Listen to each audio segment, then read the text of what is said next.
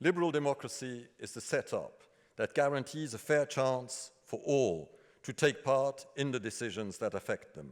It stands for a contract between the individual and the group, on the basis of which progress can start for the benefit of all.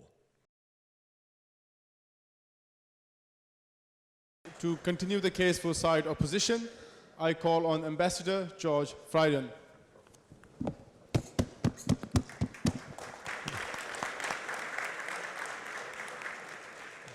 Thank you, Mr. President. Ladies and gentlemen, at a time where we are told that the young, of whom there are a few here this evening, are increasingly disillusioned with liberal democracy, today's debate is therefore both important and topical. So it is no surprise that we should have amongst us this evening speakers of great experience and knowledge. Now, I'm not one of them, I hasten to add, but I am still delighted and honored to rise today to oppose the motion and speak in defense of liberal democracy. It has emphatically not failed the Global South. Now, I am both a lawyer and a diplomat. That might be apparent later on, but I would then, first of all, insist on precise terms. Now, this wording Global South, and that has been alluded to by speakers on both sides, not entirely convinced that it is a terribly useful concept. I mean, lumping countries from Bhutan through Niger to Guatemala all in one single category, I don't think that helps our debate particularly this evening. I shall not labor the point, and if you do catch me using the term, it will only be for the sake of argument. But tonight's debate is not about the Global South anyway. As previous speakers have already, in fact, demonstrated, tonight's debate is about liberal democracy. It is about finding yet another stick with which to beat poor old boring liberal democracy, the system we love to bash, even though we owe it everything. We must be clear, though, on what we mean by liberal democracy. It is not just having elections from time to time, nor is it just having a parliament, or courts, or independent media. It's not simply majority rule, nor is it capitalism. It is not even just free enterprise. Liberal democracy means the protection of human rights. It means accountability, transparency, free and fair elections, independent courts. Now, how could all of this possibly be a cause of failure?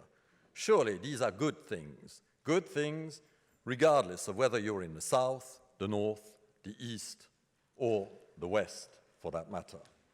Now, I will argue that liberal democracy cannot in any way be shown to have failed the so-called Global South. Now, I am not contending that there is no other way. I'm not arguing that it is the only possible path for development. But to defeat the motion, one does not need to prove that liberal democracy would be the only possible solution. We only need to prove that the failures of the so-called Global South are not due to liberal democracy. And therefore, it is irrelevant to quote examples of countries that have improved their economies while rejecting democracy. As I'm saying, I'm not denying that other ways are possible. Now, I looked at the motion.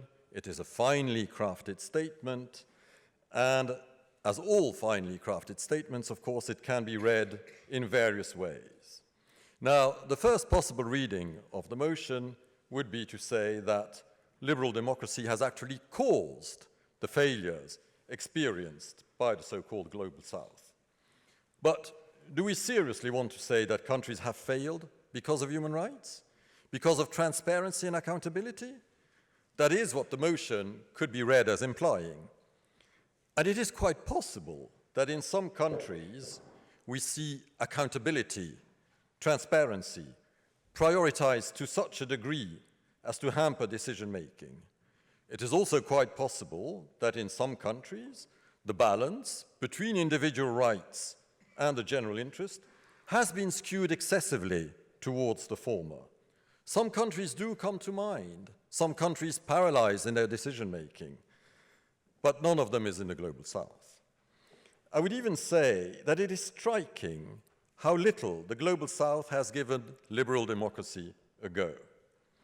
Now, some will argue that there have been parts of the Global South that have had elections, or courts, or parliaments, but they would struggle to identify one that embraced liberal democracy in substance rather than just the trappings of it. And even if such a rare example could be identified, for the motion to stand, one would also have to prove that such a country failed, and that it failed because of its embrace of liberal democracy.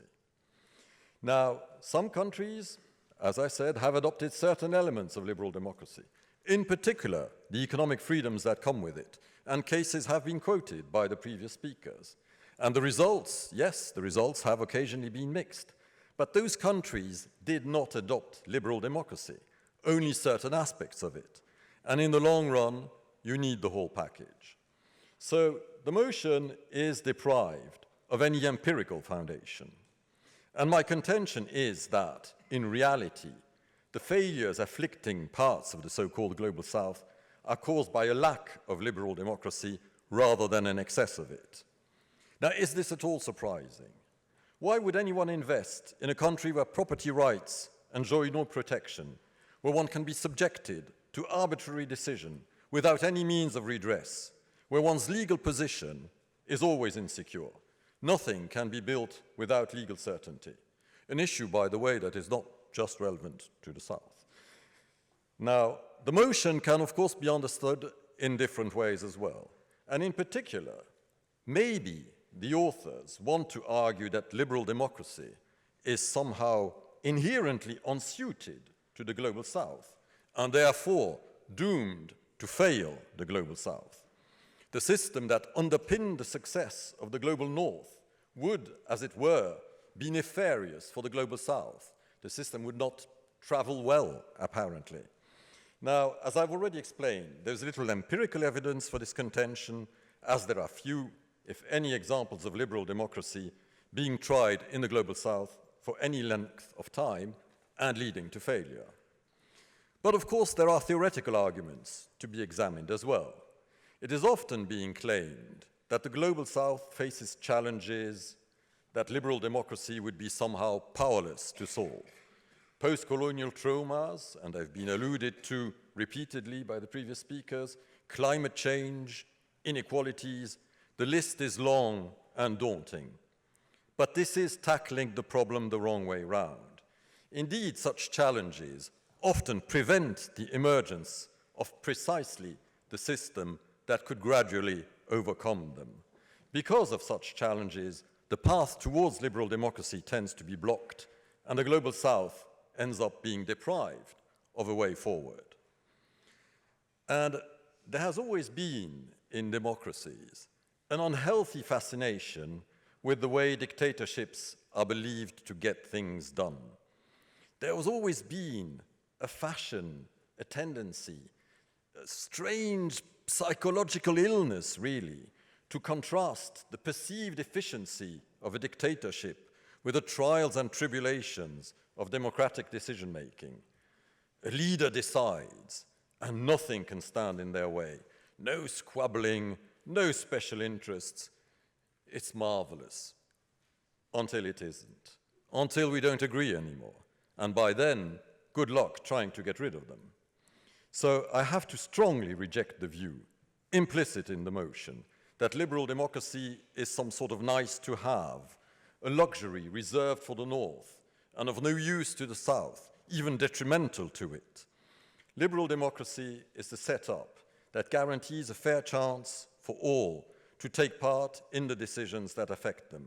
It stands for a contract between the individual and the group, on the basis of which progress can start for the benefit of all. Societies evolve over time, and so does liberal democracy. And so I'm not entirely sure that it is a compelling argument to go back to previous centuries. The aim, though, is always the same. Of course, it can be infuriating, but that is a feature of life in a social group. Now, liberal democracy is far too precious to be discarded lightly, and definitely not as lightly as the proponents of the motion would want us to do. So I urge you all to help protecting liberal democracy in voting down the the motion. Thank you for your attention and support.